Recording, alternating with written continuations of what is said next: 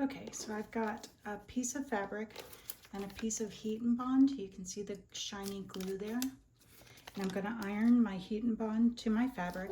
The fabric is 1.5 inches by 10-ish inches. So I'm going to take this next door to the ironing board, iron them together, give that a quick press.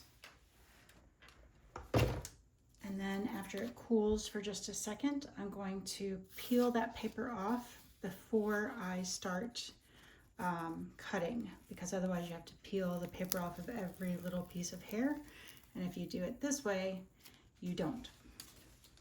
So then I'm going to put my fabric right down on my cutting board, and using my 28mm rotary blade, or you can use a pair of scissors, so I'll do some with the blade and then I'll do some with scissors to show you. I just make little tiny S's in the fabric, little tiny curves, and I know that's hard to see because my hand is over it, but I'm just making little chunks of fabric with my rotary blade. And it doesn't have to be any specific shape. You can change it up and make some of them wider, and that wide piece could be used at the top. And then you can flip it around so you can start back on this side, cutting little skinny shapes. And I just do that until I'm out of fabric, and I make a hair pile for each color. And then when it's time to put them onto the cow base, everything's already ready to be stuck down, and you can just sort of layer them in a way that looks good to you. And now I'll grab my scissors and show you how you could do this with scissors as well.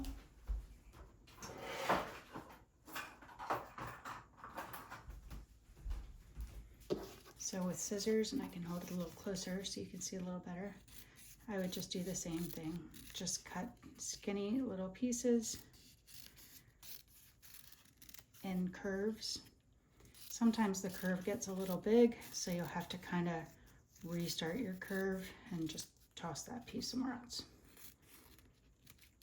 But you just make little pieces of hair, and then you can pile them up and put them onto your Highland Cow however you see fit. I hope that's been helpful.